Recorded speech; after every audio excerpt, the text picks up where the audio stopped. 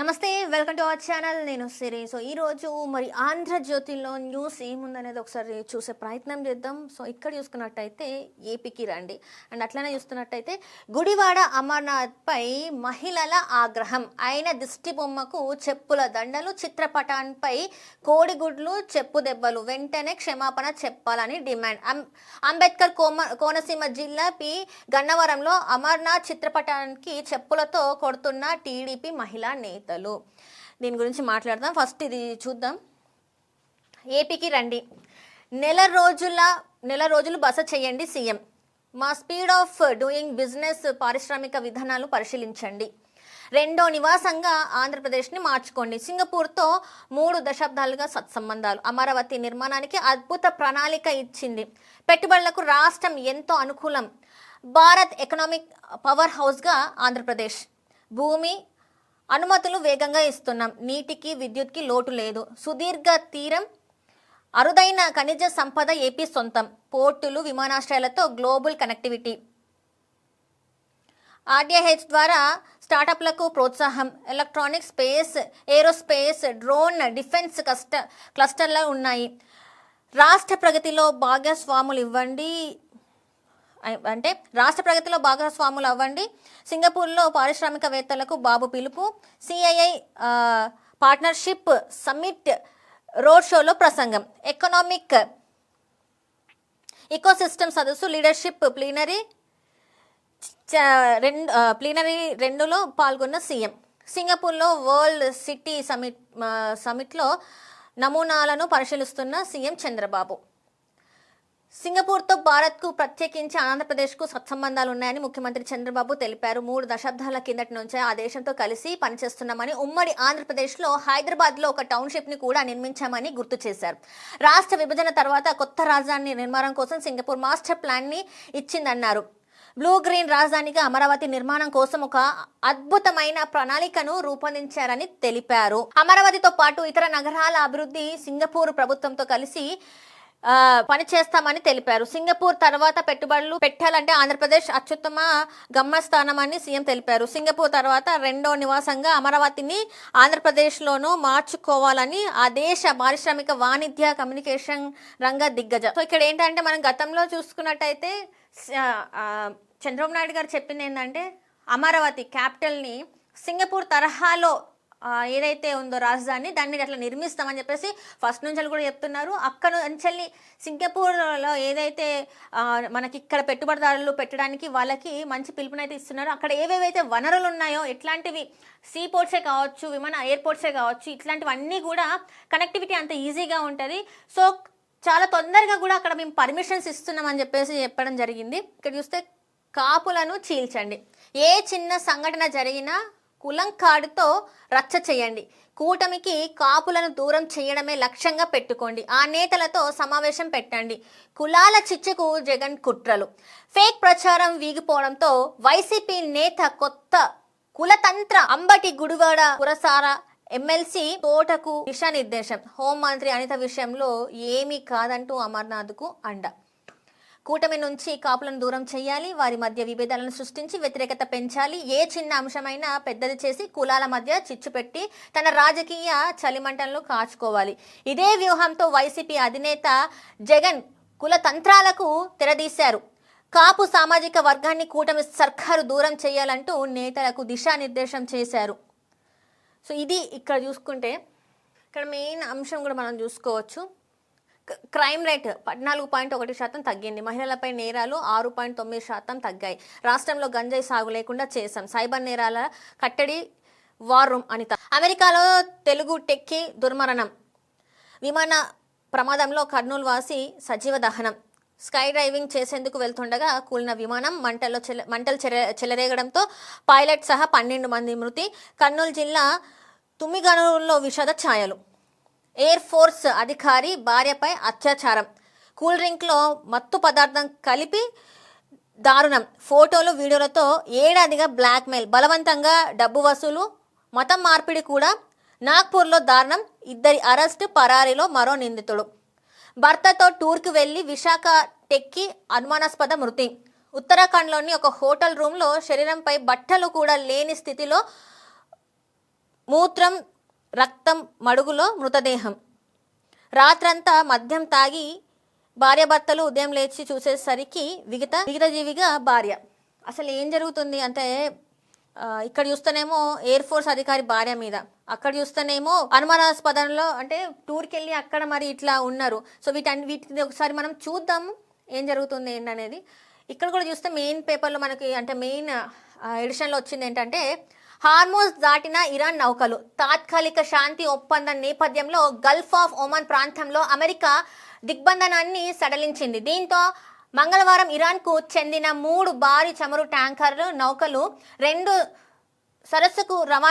సరుకు రవాణా నౌకలు అరేబియా సముద్రానికి ప్రవేశించాయి. ఇరాన్కు డబ్బులేమి ఇవ్వట్లేదు, శాంతి ఒప్పందంలో భాగంగా డబ్బులు ఇవ్వడం అబద్ధం, ఇజ్రాయెల్ తీరు నచ్చలేదు, అవసరానికి మించి లెబనాన్పై దాడి, నేను లేకపోతే ఇజ్రాయెల్ ఉండేది కాదు ట్రంప్, లెబనాన్ నుంచి ఇజ్రాయెల్ వైదొలగకపోతే యుద్ధం ముగిసినట్లు కాదు ఇరాన్ స్పష్టీకరణ. ఒప్పందం నేపథ్యంలో $80 దివకు క్రూడ్. శాంతి ఒప్పందంలో భాగంగా ఇరాన్ కు అమెరికా సుమారు 2,900 కోట్లు అంటే $300 బిలియన్ చెల్లిస్తుందంటూ వచ్చిన వార్తలలో అమెరికా అధ్యక్షుడు ట్రంప్ ఖండించారు. అవి పూర్తిగా తప్పుడు వార్తలని, ఇరాన్ కు అమెరికా ఏమి చెల్లించడం లేదని పేర్కొన్నారు. అంతేకాదు ఇరాన్ కి ఎప్పటికీ అణ్వాయుధం సమకూర్చబోమని మాటిచ్చింది. సో అనేక ఇప్పుడు ఏదైతే ఈ శాంతి ఒప్పందం ఎప్పుడైతే తెర మీదకి వచ్చిందో అప్పటి నుంచి అనేక వార్తలు ఇట్లా అంటే వచ్చేస్తున్నాయి పైకి, కానీ అందులో ఏది వాస్తవం ఏది అవాస్తవం అని మాత్రం ఇంతవరకు ఎవరూ చెప్పలేదు. ఏదైతే ఇప్పుడు ఇన్ని అంటే 2,900 కోట్లు అంటే మామూలు విషయం కాదు. సో ఇది ఇచ్చారు అని చెప్పేసి కొంతమంది మాట్లాడుతున్నారు. సో మేము అలాంటిది ఏం చేయలేదని చెప్పేసి అయితే ట్రంప్ అయితే వివరణ ఇవ్వడం జరిగింది.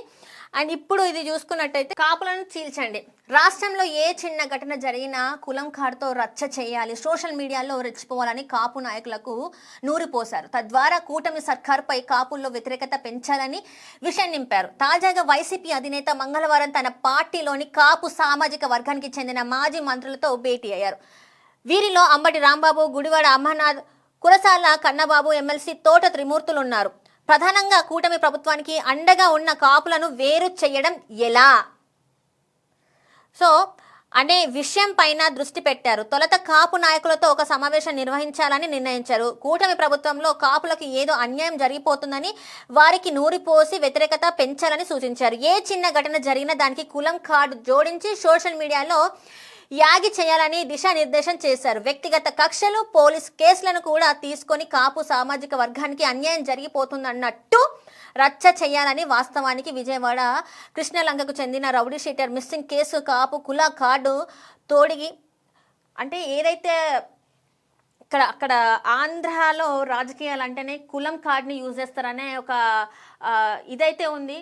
అక్కడ ఏది చూసినా కూడా కులమే first main key role play చేసి చెయ్యాలి అని చెప్పేసి చెప్తున్నారు. సో ఇలాంటి మరికొన్ని అంశాలను రాజకీయ కుట్రల కోసం వాడుకొని కాపుల్లో ప్రభుత్వంపై వ్యతిరేకత పెరిగేలా చేయాలని జగన్ తన పార్టీ నేతలకు స్పష్టం చేశారు. త్వరలోనే వైసీపీకి చెందిన కాపు నేతలతో పార్టీ కేంద్ర కార్యాలయంలో సమావేశాన్ని ఏర్పాటు చేయాలని, ఆ తర్వాత ఉత్తరాంధ్రలో కూడా నిర్వహించాలని సూచించారు. జనసేనపై ఫేక్ ఐడీలతో చేసిన ప్రచారం వికటించడంతో ఇప్పుడు నేరుగా విషం చిమ్మాలన్న నిర్ణయించుకున్నారు. కాపులను ఏదో ఒక రకంగా రెచ్చగొట్టి వారిలో ఐక్యతను దెబ్బతీసి తాను లబ్ధి పొందాలనేది జగన్ అంతిమ లక్ష్యంగా కనిపిస్తుంది. రాష్ట్రంలో అత్యధిక సంఖ్యాబలం ఉన్న కాపు సామాజిక వర్గం దాదాపు గంపగుత్తుగా 2024 ఎన్నికల్లో టీడీపీ, జనసేన, బీజేపీ కూటమికి అండగా ఉన్నాయి. జనసేన అధ్యక్షుడు పవన్ కళ్యాణ్ ఎన్నికల సమయంలో అనుసరించిన వ్యూహాలకు కాపు నేతలంతా మద్దతు పలికారు. వైసీపీ అధికారంలో ఉన్నప్పుడు కాపు వర్గానికి రాజకీయంగా పెద్దగా ఒరగలేదు. కూటమి అధికారం చేపట్టిన 2 ఏళ్లు అవుతున్న కాపు నేతలు ఉప ముఖ్యమంత్రి పవన్ కళ్యాణ్ వెంట నడుస్తున్నారు. కూటమి పార్టీలు బీజేపీ, టీడీపీతో మరో 15 ఏళ్ల దాకా, అవసరమైతే 30 ఏళ్ల దాకా కలిసి నడుస్తామని పవన్ కళ్యాణ్ పార్టీ వేదికపై స్పష్టం చేస్తున్నారు. కూటమితో పవన్ కళ్యాణ్ కలిసి ఉన్నంత వరకు ఎన్నికల్లో వైసీపీ నెగ్గడం సాధ్యం కాదని, ఫలితంగా తాను ఎప్పటికీ సీఎం కాలేనని భావించారు. సో ఇది ఏంటంటే ఆంధ్రప్రదేశ్లో కులం అనేది ఎంత కీ రోల్ ప్లే చేస్తుందో మనం అందరం చూసిందే. అయితే ఇప్పుడు కూడా ఏంటంటే కులాల వారీగా విభజన చేసేసి ఆ కులానికి మన కులస్తులకు అన్యాయం జరుగుతుందని చెప్పేసి వాళ్ళలో ఏంటంటే లేనిది ఒకటి క్రియేట్ చేసేసి ఇప్పుడు ఉన్న కూటమి ప్రభుత్వం పైన వ్యతిరేక తీసుకురావాలని చెప్పేసి జగన్మోహన్ రెడ్డి గారు అనుకుంటున్నారని చెప్పేసి ఇక్కడ మనమైతే ఈ న్యూస్ని చూస్తున్నాం. అండ్ అట్లనే చూసుకున్నట్టయితే ఇక్కడ గతంలో పోలిస్తే ఈ 2 ఏళ్లలో రాష్ట్రంలో క్రైమ్ రేట్ 14.1% తగ్గిందని హోంశాఖ మంత్రి వంగల్పూడి అనిత గారు వెల్లడించారు. మహిళలపై నేరాలు 6.9% తగ్గుదల నమోదైంది. కూటమి ప్రభుత్వం అధికారంలో వచ్చాక సాంకేతిక పరిజ్ఞానం, సమర్థవంతమైన నిఘా వ్యవస్థ, శాస్త్రీయ దర్యాప్తులు పద్ధతులు, అంతర్శాఖ సమన్వయం మెరుగుపరచడం ద్వారా రాష్ట్రంలో నేరాల శాతం తగ్గింది. సో ఇది గ్రామాలలో సీసీ కెమెరాలు పెట్టాలని టార్గెట్గా పెట్టుకున్నామని మంగళవారం అమరావతి సచివాలయంలో ఆమె విలేకరుల సమావేశంలో మాట్లాడారు. గత ప్రభుత్వ హయాంలో రాజకీయ ప్రయోజనాలకు పరిమితమైన వ్యవస్థలను ప్రజాసేవ దృక్పథంతో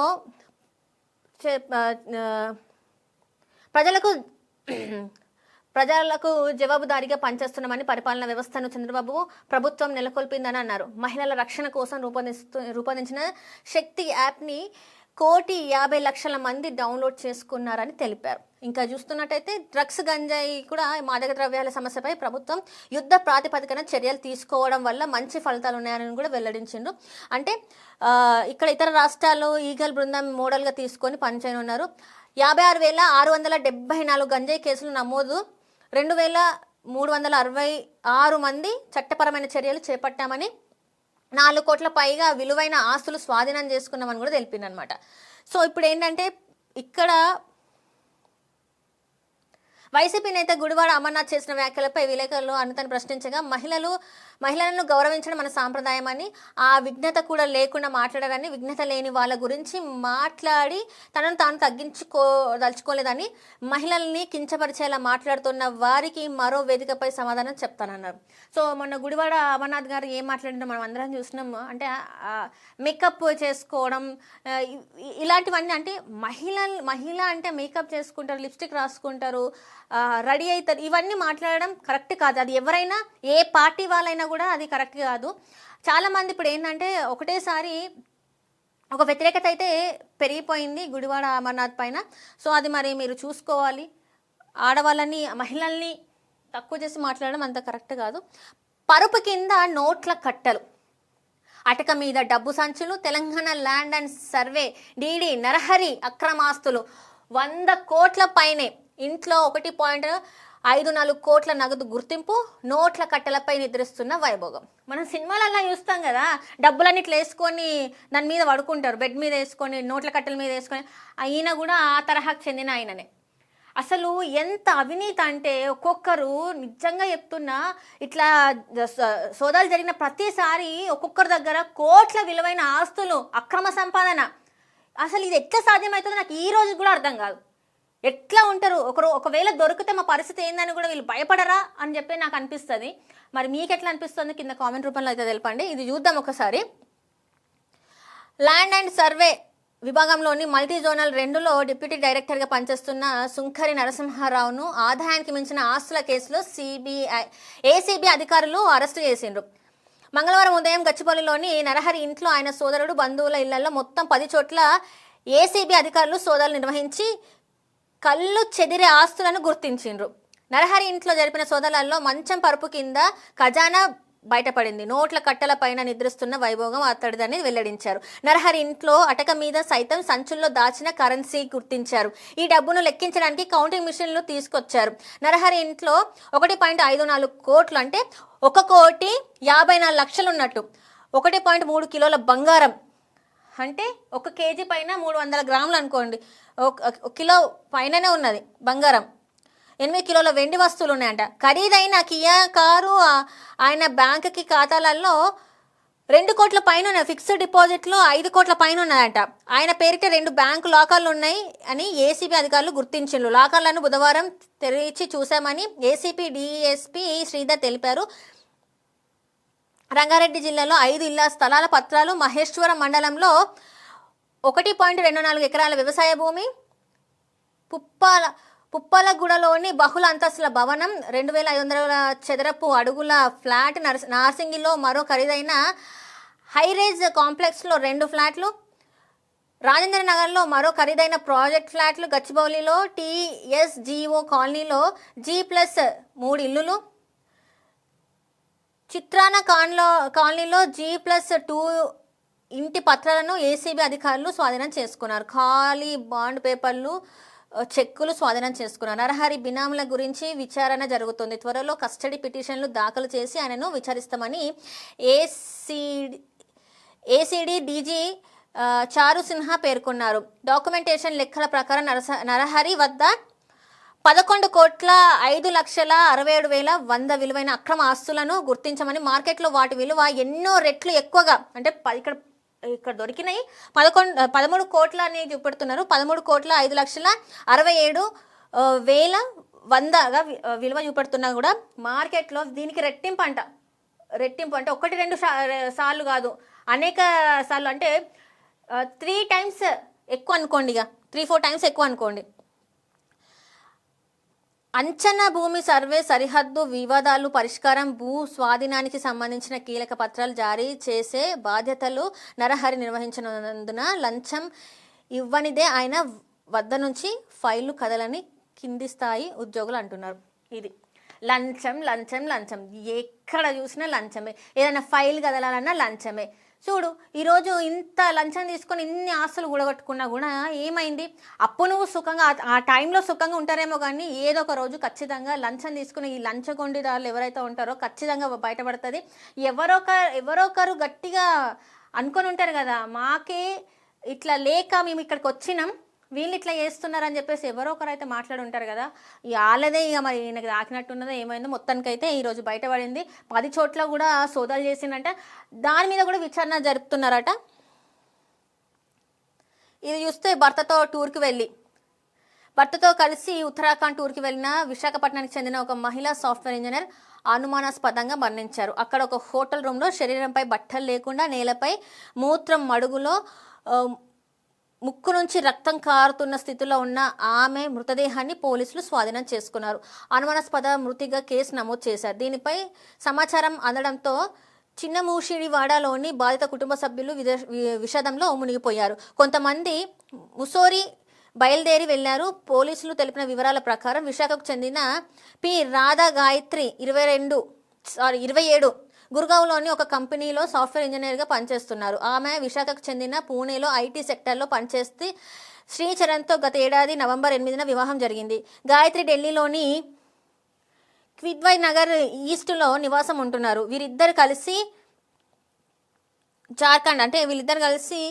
విహారయాత్రకి జార్ఖండ్కి వెళ్ళిండ్రు. 13న శనివారం ఢిల్లీ నుంచి రిషికేష్కు ప్రయాణించారు. ఆ తర్వాతి రోజు ఆదివారం ముస్సోరి సమీపంలోని త్రిపదార్లోని అక్కడ ఒక హోటల్లో స్టే చేసిండ్రు. రాత్రి 11:30 ప్రాంతంలో రూమ్ తీసుకున్నారు.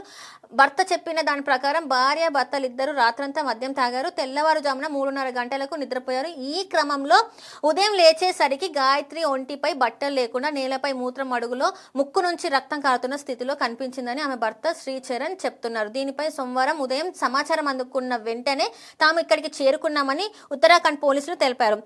సంఘటన స్థలంలోని ఆమె మృతి చెందినట్లు అంబులెన్స్ సిబ్బంది నిర్ధారించారు. మృతురాలి శరీరం నగ్నంగా ఉండడం, బెడ్షీట్పై రక్తం మరకలు ఉండడాన్ని గుర్తించమని తెలిపారు. అలాగే రూమ్లో ఉన్న 2 ఖాళీ లిక్కర్ బాటిళ్లు, ఆహార పదార్థాలను స్వాధీనం చేసుకున్నామని, గాయత్రి మృతదేహాన్ని పోస్టుమార్టం నిమిత్తం డెహ్రాడూన్లోని ఒక ఆసుపత్రికి తరలించాం. శవ పరీక్షలను కెమెరాల్లో రికార్డు చేయాలని వైద్యులను కోరినట్టు ఉత్తరాఖండ్ పోలీసులను కోరారంట. సో అసలు ఏం జరుగుతుంది, అసలు ఎవరు ఎట్లా చచ్చిపోతున్నారో, ఎవరు ఎట్లా ఇలాంటి పరిస్థితులను ఎదుర్కొంటున్నారో అర్థం కాని పరిస్థితి. భర్తతోని మరి భార్య ఒక మంచి టైం స్పెండ్ చేద్దామని, లేకపోతే ఫ్రెండ్స్ కూడా ఇట్లా వెళ్తూ ఉంటారు, కానీ అక్కడికి వెళ్ళిన తర్వాత ఏం జరుగుతుందో తెలీదు. ఇట్లాంటి సంఘటనలు అనేవి జరుగుతాయి.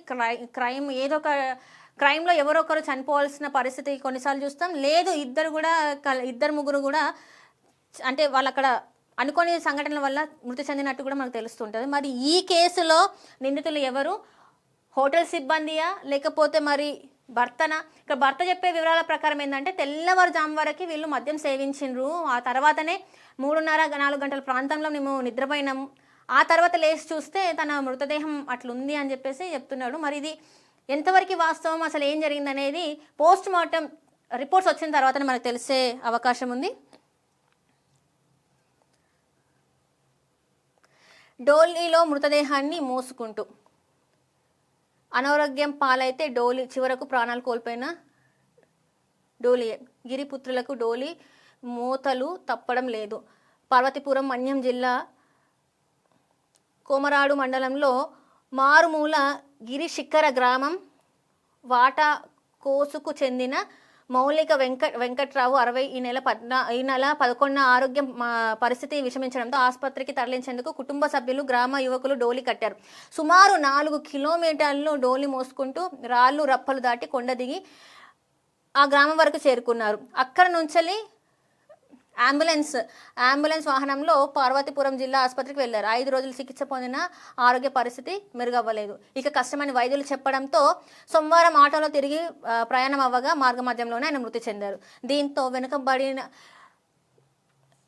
వెనుకబడిన మృతదేహాన్ని గ్రామస్తులు డోలీ కట్టి 4 కిలోమీటర్లు మోసుకుంటూ గ్రామానికి చేరుకున్నారు. అనంతరం అంత్యక్రియలు పూర్తి చేశారు. తమ గ్రామానికి రోడ్డు సదుపాయం లేకపోవడంతో విద్యా వైద్య సేవలకు తీవ్ర ఇబ్బందులు పడుతున్నామని ఆ ప్రాంత గిరిజనులు వాపోయారు. ఏమంటారు ఇక్కడ చాలా వరకు ఏంటంటే రోడ్లు శంకుస్థాపన జరిగినాయి, అన్నీ జరుగుతున్నాయి. ఇప్పటివరకు ఆంధ్రప్రదేశ్లో రోడ్ నిర్మాణ సమస్య అనేది చాలా పెద్ద సమస్య. గతంలో చూసుకున్నట్టయితే అసలు రోడ్లే వేయలేదు. అసలు రోడ్ల పరిస్థితి ఏంటంటే ఎక్కడ చూసినా కూడా మొత్తం ఏంటంటే రోడ్ లేకుండానే ఉంటుంది అక్కడ పరిస్థితి. చాలా దారుణమైన పరిస్థితి. ఆ రోడ్ మీద వెళ్ళాలంటే కూడా యాక్సిడెంట్స్ ఎట్లా అవుతాయో తెలియదు అని చెప్పేసి గత ప్రభుత్వం ఏదైతే ఉందో వాళ్ళని మీరు ఎట్లాంటిది చేయలేదని చెప్పేసి ఇప్పుడు ఈ ప్రభుత్వం అయితే వచ్చింది. మరి ఈ ప్రభుత్వం వచ్చిన తర్వాతనైతే కొంతవరకు శంకుస్థాపనలు జరిగినాయి, కొంతవరకు రోడ్లు వేసిండ్రు. ఇంకా ఇట్లాంటి ఏవైతే ఏరియాలు ఉన్నాయో గిరిజన ప్రాంతాలు ఏవైతే ఉన్నాయో అక్కడ కూడా ఒక మంచి ప్రణాళిక సిద్ధం చేసి రోడ్ మ్యాప్ వేసేసి రోడ్ ఏ విధంగా అయితే వేస్తే బాగుంటుందో, ఎక్కడి నుంచి ఎలా వేస్తే బాగుంటుందో, ఆ కనెక్టివిటీ అనేది ఖచ్చితంగా ఉండాలి. సో ఇట్లాంటివి జరగకుండా ఉండాలని మరి ప్రభుత్వాన్ని కోరుకుంటున్నాం.